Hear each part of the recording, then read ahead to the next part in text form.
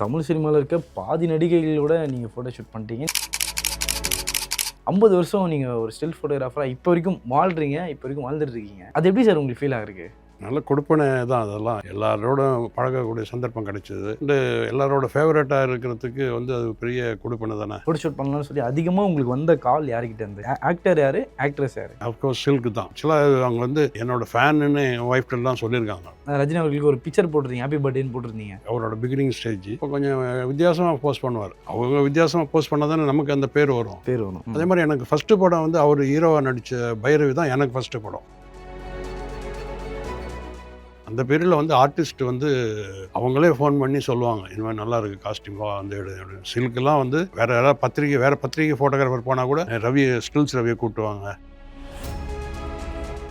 அதே மாதிரி கமல் அவர்களுடைய ஒர்க் பண்ணதை பற்றி சொல்லுங்கள் சார். எனக்கு கமல் அவர்கள் இப்படி கமல் தான் நமக்கு பெரிய inspiration. Balachander main first inspiration. Kamal ஆடுறதுக்கு அப்புறம் கமல் தான். தமிழ் சினிமாவில் முதன்மையான நடிகர்களாக வளம் வந்துட்டு இருக்காங்க. ஆனால் அவங்க எல்லாரையும் நீங்கள் குழந்தையா இருக்கும்போது ஃபோட்டோ ஷூட் பண்ணிருக்கீங்க. சூர்யா, கார்த்திக் எடுத்திருக்கேன். ஸ்ருதியை குழந்தையா இருக்கும்போது கூப்பிட்டு வந்தார். எங்கள் ஃபேமிலிக்கு இவர் தான் ஃபோட்டோகிராஃபர். இவர் ஃபோட்டோ எடுத்தனால தான் நான் இப்போ தமிழ் சினிமாவில் ஒரு நடிகனாக மாறி இருக்கேன், இல்லை நடிகையாக மாறி இருக்கேன் அப்படின்னு சொல்லி ஃபாலோ பண்ணுறவங்க நிறைய பேர் இருக்காங்க. இது எடுத்ததை நம்ம யோசிச்சு பார்த்தோன்னா அவங்களாம் ஆர்டிஸ்ட் ஆகிருக்காங்க. அதுதான் நமக்கு தெரியும் ஒழிய நம்மளால ஆனாங்கன்னு இல்லை, தெரியாது.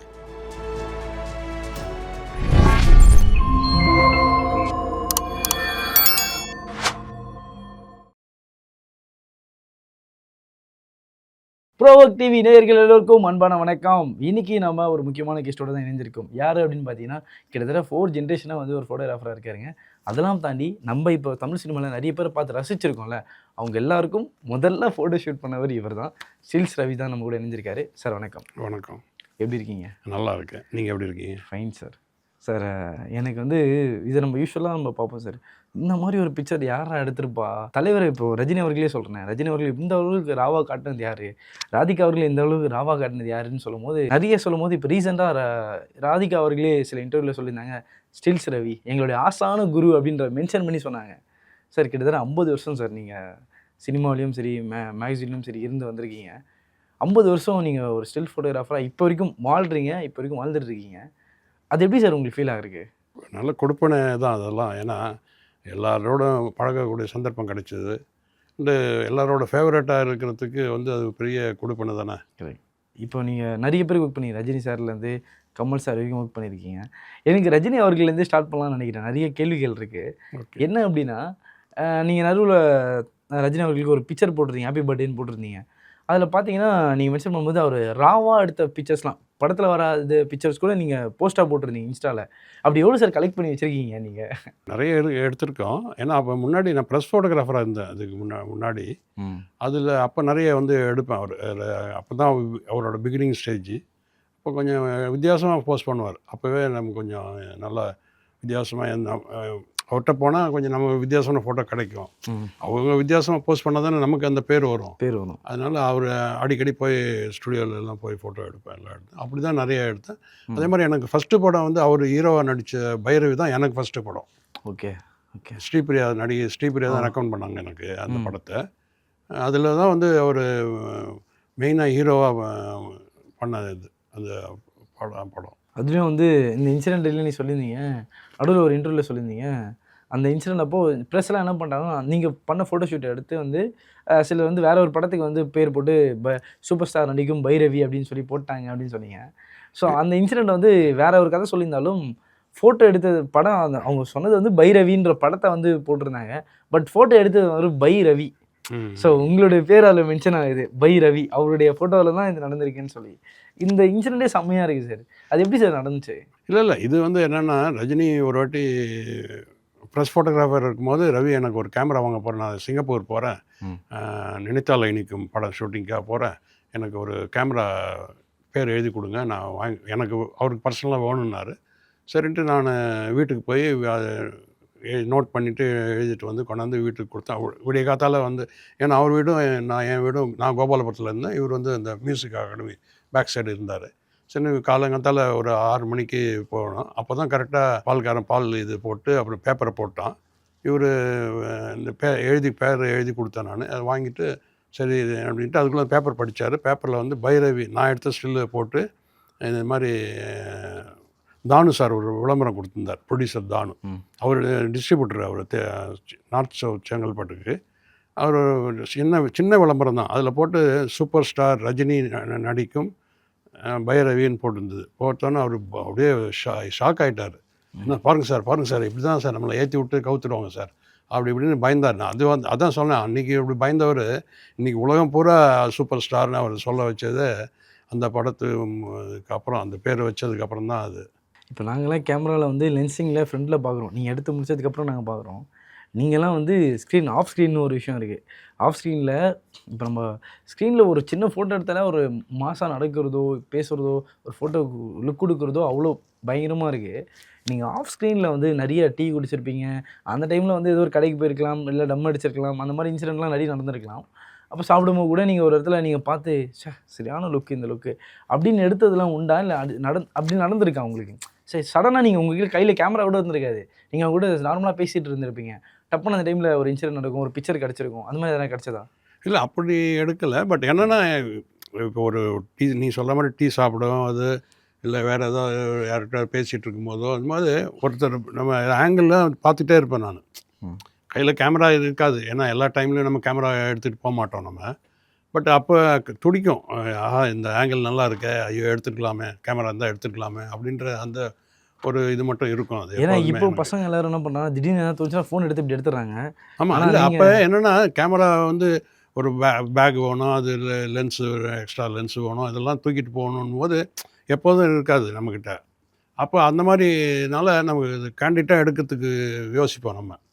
பட் இப்போ என்னென்னா ஆஃப் லேட்டு நான் ஒரு கேமரா ஒன்று, சின்ன கேமரா ஒன்று எப்போதும் தோளில் மாட்டிப்போது, வெளிநாடு எல்லாம் போகும்போது ஒரு கேமரா போட்டுட்டு நானே ஏதோ கேண்டிடாக எடுத்துகிட்டே இருப்பேன் நான். ஸோ அந்த ஒரு இன்சிடென்ட். அண்ட் அதே மாதிரி சொன்னோம்னா, நீங்கள் ரஜினி அவர்கள் எடுக்கும்போது ஒரு இடத்துல ஒரு ரூம்குள்ளே இருக்கீங்க எல்லாருமே, பக்கத்தில் ஆட்களும் இருக்காங்க. அவர் கண்ணாடி மிரர்லேருந்து ஒரு லுக் எடுத்திருப்பீங்க. நார்மலாக எடுக்காம அப்படி கால் மேலே கால் போட்டிருப்பாரு, கண்ணாடி மிரரில் ஒன்று எடுத்திருப்பீங்க. அது எந்த இடம் ஞாபகம் இருக்கா? எந்த இடத்துல இல்லை, அது வந்து ஸ்டுடியோ, ஏவிஎம் ஸ்டுடியோ தான் அது. ஆக்சுவலாக மேக்கப் போடும்போது இப்போ ப்ரெஸ் ஃபோட்டோகிராஃபராக போய் எடுப்பேன்ல அடிக்கடி. அப்போ ஏதாவது வித்தியாசமாக எடுக்கணும், எல்லோரும் எடுக்கிற மாதிரி சும்மா நின்று அப்படி எடுக்கிறது தான் இல்லாமல் ஒரு இமேஜ் ரிஃப்ளெக்ஷனில் போய் எடுக்கிறது. அதே மாதிரி ஒரு கண்ணாடி மட்டும் இருக்கும், கண்ணாடி கையில் வச்சுருப்பார், கையில் ஒரு சிகரெட் வச்சுருப்பார், அதுக்குள்ளே அவர் தலை மட்டும் தெரியும். அது மாதிரிலாம் எடுப்பேன் கொஞ்சம். ஏன்னா எல்லோரும் எடுத்து எனக்கு என்னென்னா 10ஓட 11 இருக்க பிடிக்காது, நம்பர் 1 இருக்கணும் அப்படின்றது அந்த மோட்டிவ் எனக்கு. அதனால் என்ன பண்ணுவேன், ஏதாவது மாமூலாக போய் சும்மா இங்கே பாருங்கள் அப்படின்னு நேராக அதுவும் எடுப்போம் சில நேரத்தில். பட்டு மெயினாக வந்து ஏதாவது வித்தியாசமாக எடுக்கணும், ட்ரை பண்ணி தான் நான் மேக்ஸிமம் ட்ரை பண்ணுறது. அப்படி எடுக்கும்போது தான் இந்த மாதிரி ரஜினி இப்படின்னா நம்ம சொல்கிறது ஒரு 50% அவர் இன்னும் 50% எக்ஸ்ட்ரா போடுவார். இப்போ இப்படி காலெல்லாம் அப்படி கொஞ்சம் கேமராவுக்கு முன்னாடி இப்படிலாம் தூக்கிட்டு நிற்பார். அதெல்லாம் கொஞ்சம் அப்போல்லாம் வந்து கொஞ்சம் ஸ்டாண்டு போட்டு அந்த மாதிரி தான் சில நேரத்தில் எடுக்க வேண்டியிருக்கும். அந்த பொறுமையெல்லாம் அவர்கிட்ட நிறைய இருந்தது. அப்படியே நின்றுட்டே இருப்பார், ஸ்டடியாக இருப்பார். சார் இன்னும் கொஞ்சம் பெட்டராக இன்னொன்று அப்படின்னா அந்த இன்வால்மெண்ட் இன்ட்ரெஸ்ட்லாம் இருந்தது அவர்கிட்ட. அதனால தான் நமக்கு அதெல்லாம் தான் நமக்கு பேர் வாங்கி கொடுத்தது. அந்த மாதிரி ஆர்டிஸ்டோட கோஆப்ரேஷன் தான் நமக்கு வந்து இன்னும் நமக்கு என்கரேஜாக இருந்தது. இன்னும் திருப்பி எடுக்கணும், இன்னும் வித்தியாசமாக எடுக்கணும் அப்படின்னு ஒரு இதை கொடுத்தது அதுதான், அவங்களோட என்கரேஜ்மெண்ட் தான். இப்போ பார்த்தீங்கன்னா இந்த காலகட்டத்தில் பார்த்தீங்கன்னா நிறைய பேர் வந்து ஒரு ஃபோட்டோ ஷூட் பண்ணோம் அப்படின்னா, சிலர் வந்து ஃபோட்டோகிராஃபர்ஸ் வந்து ஆர்டிஸ்ட்கிட்ட போய் கேட்பாங்க, சார் உங்களை ஒரு ஃபோட்டோ ஷூட் பண்ணலாம் சார், ஒரு செஷன் வச்சுக்கலாம், இல்லை ஒரு இடத்துக்கு போய்ட்டு அவுட்டோர் போய் ஷூட் பண்ணலான்னு பண்ணுவாங்க. இப்போது ஆர்டிஸ்ட்டும் சிலர் வந்து ஃபோட்டோகிராஃபரை அணுகிறதும் பார்க்க முடியுது இப்போலாம். இப்போ வந்து வாங்க நான் இன்றைக்கி ஃப்ரீயாக இருக்கேன், எனக்கு அடுத்த ஒரு 2 hours இல்லை ஒரு ஹாஃப் டே ஃப்ரீயாக இருக்கேன், ஒரு ஃபோட்டோ ஷூட் பண்ணலாம்னு சொல்லி ஃபோட்டோகிராஃபர்ஸ் அணுகிறதும் இப்போ பார்க்க முடியும் நிறைய விஷயம். உங்கள் காலகட்டத்தில் எப்படி சார் இருந்தது? ஆர்டிஸ்ட் உங்களுக்கு தெரியும், நீங்கள் சொல்கிறது அப்படியே உல்ட்டாவாக இருக்குது. ஏன்னா இப்போ இந்த காலகட்டத்தில் அப்படிலாம் யாரும் கூப்பிட மாட்டாங்க. ஃபோட்டோகிராஃபர்ஸ் வந்து நீங்கள் நான் ஃப்ரீயாக இருக்கேன் வாங்க எடுங்கலாம் கூப்பிடவே மாட்டாங்க. அவங்க ஏதாவது ஒரு படத்துக்கு தேவையானால் தான் சொல்லி எடுப்பாங்களே ஒழிய, அந்த பீரியடில் வந்து இப்போ பூர்ணிமா ஜெயராம், ராதிகா இவங்கெல்லாம் நல்ல காஸ்டியூம் இருந்ததுன்னா, சுஹாசினி இவங்கெல்லாம் அவங்களே ஃபோன் பண்ணி சொல்லுவாங்க, ரவி இன்றைக்கி நான் நல்லாயிருக்கு, இந்த ஸ்டுடியோவில் இருக்கேன், நல்ல காஸ்டியூம் வாங்க எடுக்கலாம் அப்படின்னு சொல்லி. அந்த இன்வால்மெண்ட் அந்த 80s மாதிரி எனக்கு தெரிஞ்சு நான் ஏன்னா 80s காலகட்டத்துலேயும் ஒர்க் பண்ணியிருக்கேன், இப்போ இந்த 2026லேயும் ஒர்க் பண்ணிகிட்ருக்கேன். அதனால் நான் 2 டிஃப்ரென்ஸும் பார்க்குறேன் நான். அது வந்து 80s இது 90s தான் வந்து கோல்டன் பீரியட் அது. ம். ஆர்டிஸ்ட் வந்து அப்படி இன்வால்மெண்ட் என்னைக்கு வந்து இந்த கேரவன் வந்ததோ அன்னிலேருந்து அது போச்சு இது. ஏன்னா அன்றைக்கி என்னென்னா ஆர்டிஸ்ட்டு டெக்னீஷியன் எல்லாம் ஒன்றா உட்காந்து சாப்பிடுவாங்க. ஒன்றா ஷாட் முடிஞ்சோடனே அங்கே வெளியில் கேரவன்லாம் இருக்காது. சும்மா அங்கேயே உட்காந்து பேசிகிட்டு இருப்பாங்க, அரட்டை அடிப்பாங்க. அவங்கள பற்றி அவங்க பர்சனல் மேட்டர் பேசுவாங்க, இவங்க பர்சனல் மேட்டர் பேசுவாங்க. இன்னும் ஒருத்தர் பாண்டிங் நல்லா இருந்தது. எப்போ கேரவன் வந்ததோ அதெல்லாம் போச்சு. அதனால் பட்டும் படாமல் தான் எல்லாமே வந்து இன்றைக்கி பார்த்தோமா ஹலோ ஹலோ அவ்வளோதான் வேலை முடிஞ்ச போனாங்க அப்படி ஆயிடுச்சு. அந்த பீரியடில் வந்து ஆர்டிஸ்ட் வந்து அவங்களே ஃபோன் பண்ணி சொல்லுவாங்க, இந்த மாதிரி நல்லா இருக்குது காஸ்டியூம் வா வந்து எடு அப்படின்னு. சில்கெல்லாம் வந்து ரெகுலராக கூப்பிடுவோம், இந்த மாதிரி நல்லா இருக்குது இதுன்னு. வேறு பத்திரிகை ஃபோட்டோகிராஃபர் போனால் கூட ரவி ஸ்டில்ஸ் ரவியை கூப்பிட்டுவாங்க, அவரை வச்சு எடுங்க அப்படின்னு சொல்லுவாங்க. அந்த அளவுக்கு ஆர்டிஸ்ட் வந்து அவங்களே ரொம்ப இன்வால்வ்டாக பண்ணுவாங்க. அண்டு காஸ்டியூம்ஸும் வந்து வித்தியாசமாக அவங்களே இது பண்ணிவிட்டு ரெடி பண்ணிவிட்டு வாங்க இன்றைக்கி நல்லா புதுசாக காஸ்டியூம் வாங்கியிருக்கேன் வாங்க எடுங்க அப்படின்னு சொல்லுவாங்க. அப்படி நீங்கள் அனுபவத்திலே வந்து அதிகமாக உங்களை கூப்பிட்டு வாங்க நம்ம ஃபோட்டோ ஷூட் பண்ணலாம்னு சொல்லி அதிகமாக உங்களுக்கு வந்த கால் யார்கிட்ட இருந்து? ஆக்டர் யார், ஆக்ட்ரஸ் யார்? ஆக்ட்ரஸ்ஸு அஃப்கோர்ஸ் சில்க் தான். சில்க் தான் சில்க் ஸ்மிதா தான். ரொம்ப ரொம்ப நமக்கு இது ஆக்சுவலாக அவங்க வந்து என்னோடய ஃபேனுன்னு என் ஒய்ஃப்டெல்லாம் சொல்லியிருக்காங்க. எனக்கு அது பெரிய விஷயம். ஏன்னா நான் ஆக்சுவலாக ஒரு படம் ஆல்ரெடி ப்ரொடியூஸ் பண்ணியிருக்கேன் நான் உங்கள் ரசிகன்னு. இந்த படம் சுமாராக தான் போச்சு. அதுக்கப்புறம் சில்கை வச்சு ஒரு படம் பண்ணலான்னு ஐடியா பண்ணேன். அப்போ சில்கிட்ட நான் மாதிரி ஒரு படம் பண்ணலான்னு அன்று பெய்த மழை அந்த டைப்பில் ஒரு படம் பண்ணலான்னு சொல்லி கேட்டேன். பண்ணலான்னு சொல்லிவிட்டு உடனே என் ஒய்ஃபுக்கு ஃபோன் பண்ணிட்டு லேண்ட்லைனில் ஃபோன் பண்ணி இது மாதிரி நான் வந்து ஸ்டில்ஸ் ரவியோட ஃபேனு, அவ்வளோ அருமையான ஃபோட்டோகிராஃபர், அவர் வந்து என்னை வச்சு செக்ஸி படம் எடுக்கிறேன்றாரு இவன் போட்டு கொடுத்துட்டா என் ஒய்ஃப்கிட்ட. அந்த அளவுக்கு அப்போ தான் தெரியும் நம்ம வந்து அவங்க அந்த அளவுக்கு நம்ம மேலே மரியாதை வச்சுருக்காங்க அப்படின்ற ஒரு இது. அது மாதிரி எதுக்கு சொல்கிறேன்னா அந்த மாதிரி அவங்க அவங்களோட ரொம்ப ஃபேவரட்டான ஃபோட்டோகிராஃபராக இருந்திருக்கோம்.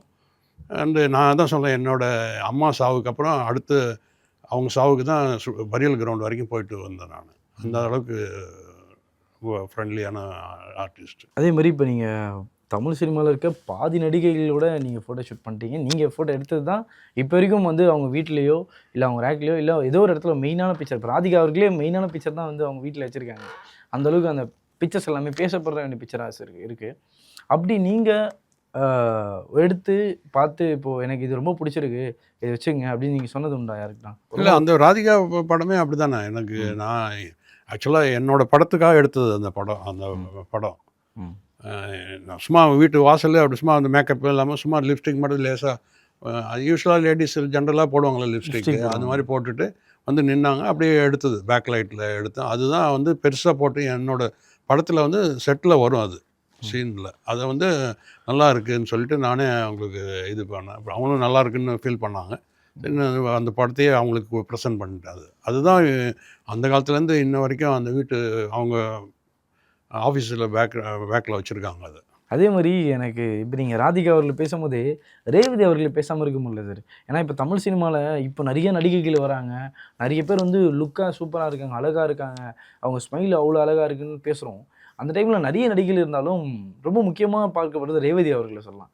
ஏன்னா இப்போ வரைக்குமே அவங்க எவ்வளோ வயசானாலும் சரி அந்த ஒரு லுக்கை மெயின்டைன் பண்ணுறாங்க. வயசாகுது நம்ம ஜாப் இதுவாகுது அதெல்லாம் தாண்டி அந்த லுக்கை மெயின்டைன் பண்ணுறாங்க.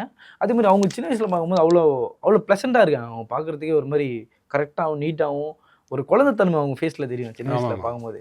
அது நீங்கள் எப்படி சார் ஃபீல் பண்ணீங்க ரேவதி அவர்களோட? இல்லை அவங்க எனக்கு சினிமாவுக்கு வரதுக்கு முன்னாடிலேருந்தே ஃபோட்டோ எடுத்திருக்கேன். அதுதான் அவங்க இப்போ ஒரு இன்டர்வியூவில் கூட சொல்லியிருக்காங்க. அது மாதிரி ரவி அந்த ஒரு வெப் சீரிஸ் அவங்க டைரக்ட் பண்ணதில் நான் ஒர்க் பண்ணேன். அப்போ தான் அதை சொல்லியிருந்தாங்க, அதை பற்றி சொல்லியிருந்தாங்க.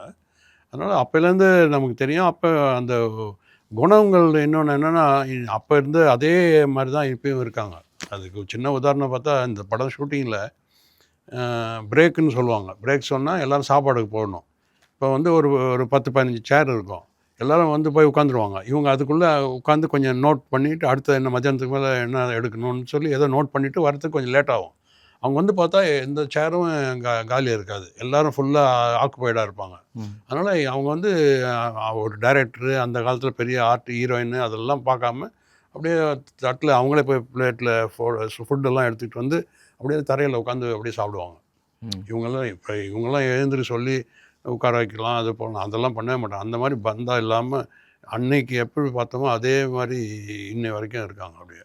அப்படி ஒரு ஆர்டிஸ்ட் அந்த ரேவதி.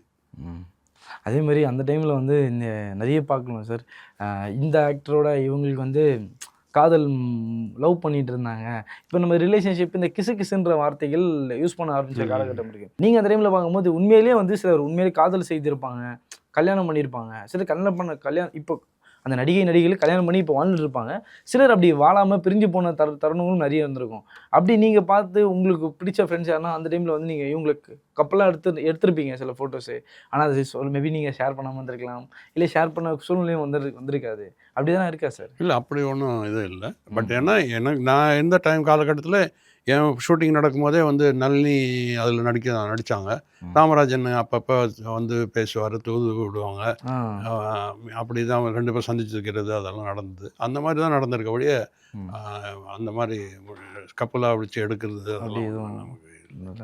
அதே மாதிரி எனக்கு இவங்க சில்க் அவர்களை பற்றி எனக்கு ரொம்ப தெரிஞ்சு ரொம்ப நாளாக ஒரு ஆசை. அது எப்படி ஆரம்பிச்சதுன்னு தெரில.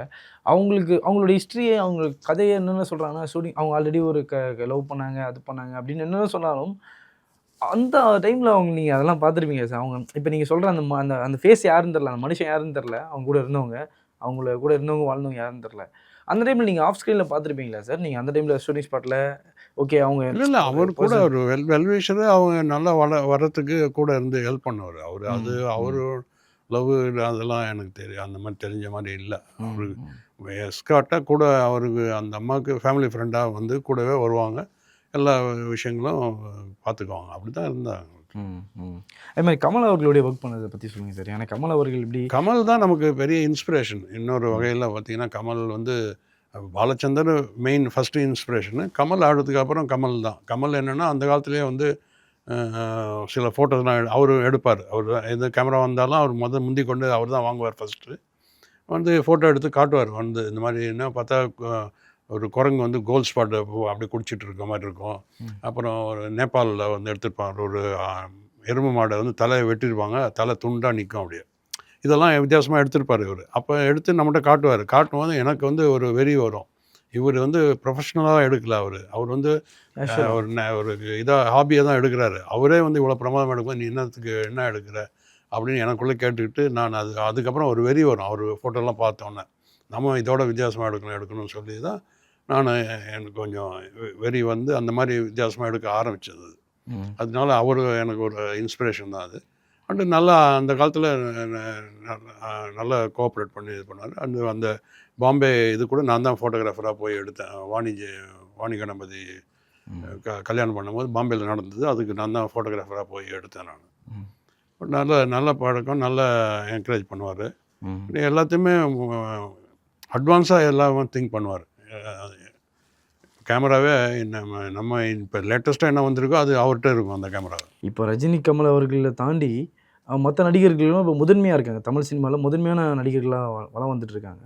ஆனால் அவங்க எல்லாரையும் நீங்கள் குழந்தையா இருக்கும்போது ஃபோட்டோ ஷூட் பண்ணியிருக்கீங்க. அது எக்ஸாம்பிள் சூர்யா அவர்களும் கார்த்தி அவர்களும் கூட மிச்சம் இல்லை. அதான் சூர்யா கார்த்திக் எடுத்திருக்கேன். அதுக்கப்புறம் ஹேமாலினி பொண்ணு இஷா தேவா அந்த அவங்களே எடுத்திருக்கேன் ஃபஸ்ட்டு. அது மாதிரி கமலோட அந்த ஸ்ருதியை வந்து குழந்தையாக இருக்கும்போது கூப்பிட்டு வந்தார். அது கொஞ்சம் ஃபோட்டோ எடுத்து கொடுன்னா அது நெகட்டிவ்லாம் கூட வாங்கிட்டார் அவர். அது ஃபஸ்ட்டு எடுத்தேன். இந்த மாதிரி சின்ன சின்ன ஆர்டிஸ்ட்டு வந்து ஃபஸ்ட்டு பிகினிங்கில் எடுத்தவங்க. அதே மாதிரி சாந்தனுவில் பாக்கியராஜ் அவங்க சின்ன பையனாக இருக்கும்போது எடுக்க சொன்னாங்க. எனக்கு பூர்ணிமா ஜெயராம் தான் எடுக்க சொல்லியிருந்தாங்க. எடுத்து கொடுத்தேன். அவங்கெல்லாம் அப்புறம் ஆர்டிஸ்ட் ஆகிட்டாங்க அந்த மாதிரி. சார் அதுதான் சார். இப்போ இதில் நிறைய கேள்விகள் இருக்குது. இதில் சப்கொஸ்டின்னு சொல்லலாம். ஏன் அப்படின்னா சிலர் ராசி அந்த விஷயத்தை ஃபாலோ பண்ணுவாங்க சார். அது ஆஸ்ட்ராலஜின்னு கூட சொல்லிக்கலாம்னு நினைக்கிறேன். எங்கள் ஒரு ஆஸ்ட்ராலஜி கிட்ட போகிற மாதிரி எங்கள் ஃபேமிலிக்கு இவர் தான் ஃபோட்டோகிராஃபர். இவர் வந்து ஃபோட்டோ எடுத்தனால தான் நான் இப்போ தமிழ் சினிமாவில் ஒரு நடிகனாக மாறியிருக்கேன், இல்லை நடிகையாக மாறியிருக்கேன். அதே மாதிரி இவர் உனக்கு ஃபோட்டோ எடுத்துட்டாருன்னா, என் பையனுக்கு எடுத்துட்டாருன்னா அவனும் நல்ல நடிகனாக மாறிடுவான் அப்படின்னு சொல்லி ஃபாலோ பண்ணுறவங்க நிறைய பேர் இருக்காங்க. அப்படி நீங்கள் இன்சிடென்ட் சொல்லலாமா சார்? யார் அப்படி உங்ககிட்ட ஃபாலோ பண்ணி வந்தவங்க? இல்லை அப்படிலாம் நம்ம அவங்கள கேட்டு தான் தெரியும் ஒழிய நம்மகிட்ட ஜென்ரலாக எடுத்ததை நம்ம யோசித்து பார்த்தோன்னா அவங்களாம் ஆர்டிஸ்ட் ஆகிருக்காங்க. அதுதான் நமக்கு தெரியும் ஒழிய நம்மளால ஆனாங்கன்றதுலாம் இல்லை, தெரியாது. இல்லை சார், அது அவங்களுக்கு பர்சனலாக இருக்கலாம். இப்போ நீங்கள் அது அவங்களுக்கு ஃபீல் பண்ணுவாங்களா என்னன்னு அவங்கள கேட்டால் தான் தெரியும். பட் நம்ம எடுத்த ஆட்கள்லாம் இப்படி இந்த மாதிரி ஆயிருக்காங்கன்றது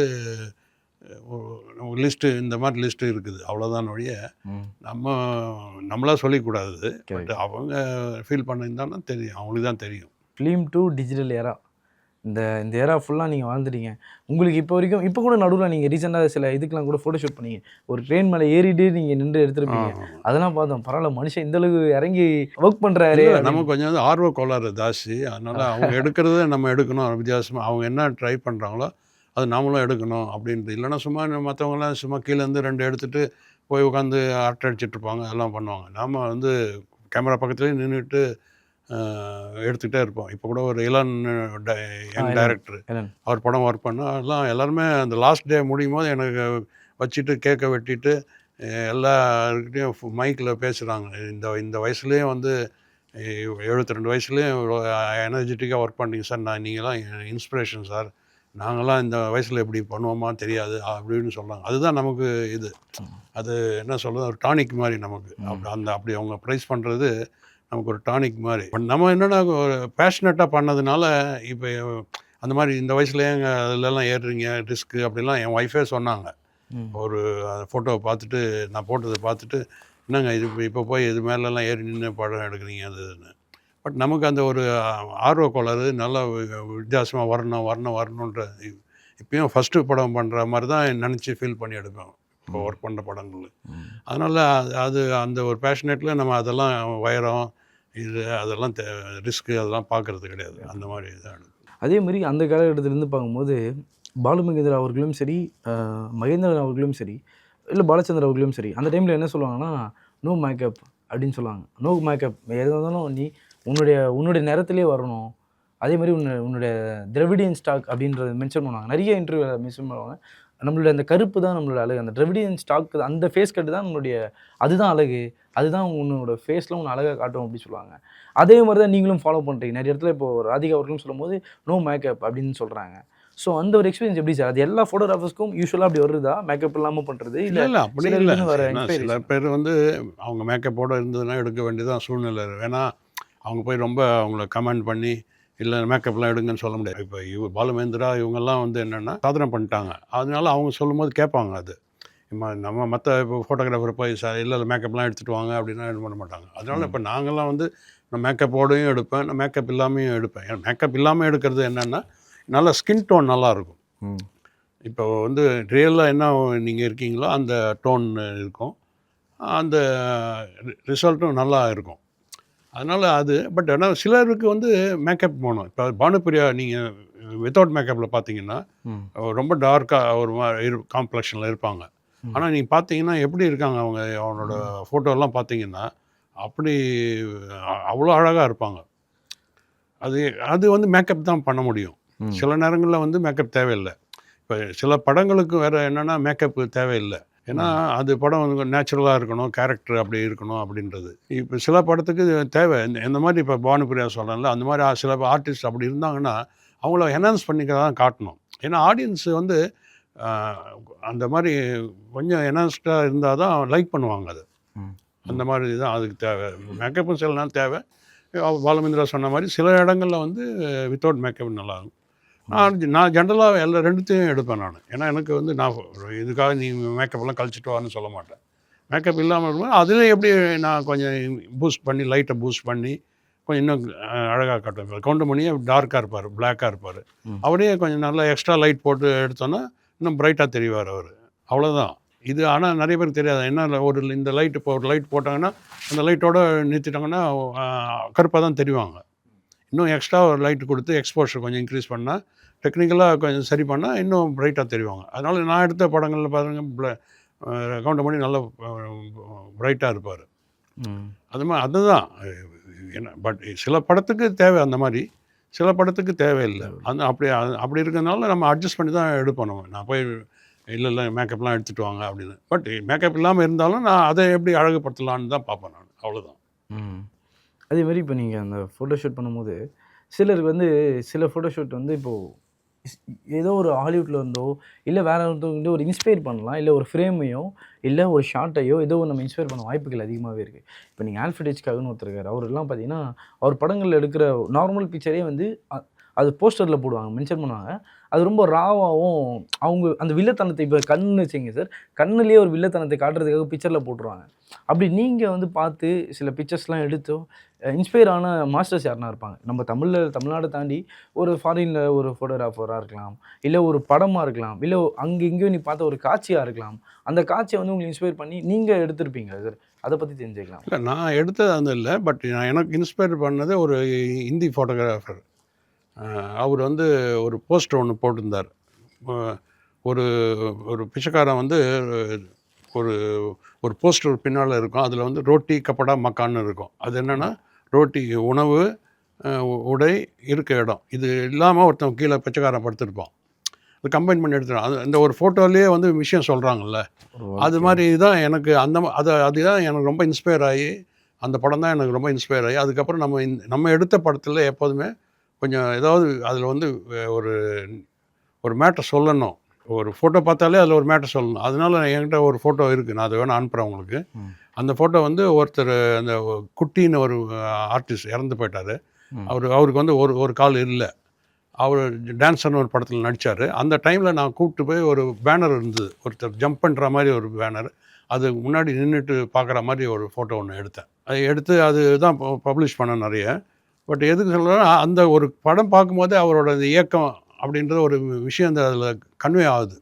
ஃபோட்டோ பார்த்தாலே கீழ கேப்ஷன் எழுதாம ஃபோட்டோ பார்த்தாலே அந்த உங்களுக்கு அந்த இது உங்களுக்கு ஃபீல் ஆகும். ம். அந்த மாரி அதுக்கு இன்ஸ்பிரேஷன் வந்து அந்த அந்த படம் தான். அந்த ஹிந்தி ஃபோட்டோகிராஃபர் தான்.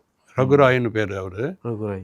அவரோட படம் தான் எனக்கு அது இன்ஸ்பயர் ஆகி, அதுக்கப்புறம் நான் எடுக்கிற மேக்ஸிமம் படங்கள்ல வந்து ஓரளவுக்கு ஏதாவது விஷயம் அதில கன்வே ஆகணும் அப்படின்னு நினச்சு தான் வரணும். இல்லைன்னா வித்தியாசமா இருக்கணும். அப்படிதான் 2 தான். ம். 2 2 பிக்சர்ஸ் மட்டும் காட்டுறேன் சார். அந்த ஓகே. இன்சிடென்ட் மட்டும் நீங்க ஷேர் பண்ணீங்கன்னா நல்லாயிருக்கும்.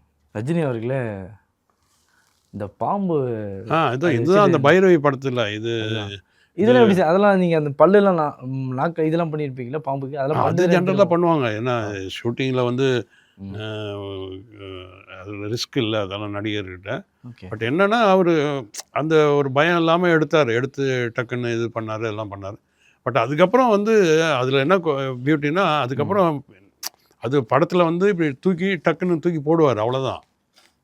டக்குன்னு அந்த பாம்ப பிடிப்பாரு, தூக்கி அப்படி போடுவாரு. பட் இப்போ நான் தான் இந்த மாரி கையில வாங்கிட்டு அவரு இந்த மாரி போஸ்ட் பண்ணுங்க சார்ன்னு சொன்னோனே, போஸ்ட் பண்றது அவரு ஐடியா பண்ணாரு. இப்படி பண்ணாரு. அதுக்கப்புறம் அந்த வாலு நடுவுல பார்த்துட்டு அப்படியே பார்க்குற மாரி. இது வந்து இந்த ஒரு ஃபோட்டோ தான். மீதி ஃபோட்டோலாம் எனக்கு நெறைய மிஸ் ஆயிடுச்சு. Okay, okay. இன்னொன்னு இப்படி வச்சிருப்பாரு. அந்த பாம்பு அப்படி சுத்தி இருக்கும். அந்த அதுக்குள்ள தலை தெரியும். ஓ! அவர் தலை அதுக்குள்ள தெரியும். அந்த ஓ! மாரிலாம் எடுத்திருக்கோம். நம்ம ஏன்னா கொஞ்சம் நெறைய போஸ்ட்லாம் அதான் சொல்றேன். அவரும் வந்து நம்ம எப்படி வித்தியாசமா நெனைக்கிறோமோ, அதே மாரி அவரும் நெறைய வித்தியாசமா ஏதாவது போஸ்ட் பண்றது எல்லாமே வித்தியாசமா தான் பண்ணுவாரு. ம். அப்படிதான் அவரு நெறைய பண்ணியிருக்காரு. அந்த அந்த அந்த இதுல ம். ஒரு 6, 7 ஃபோட்டோ எடுத்திருக்கேன் நானு. சில ஓ! இது நெகட்டிவ்ஸ் மிஸ் ஆயிடுச்சு. ம். ம். ம். லேப்லேருந்து மிஸ் ஆயிடுச்சு அது. ம். அப்புறம் வந்து இந்த தில்லு முல்லும் சைடு சார். இது பிளாஸ்ட் சார் இது. இங்க பாருங்க சார். இல்ல இது வந்து தில்லுமுல்லு தானே? இல்ல தில்லுமுல்லு இல்ல. இது வந்து தில்லுமுல்லு. ஜானியில சாரி. 2வது ஜானி. 2வது கேரக்டரு.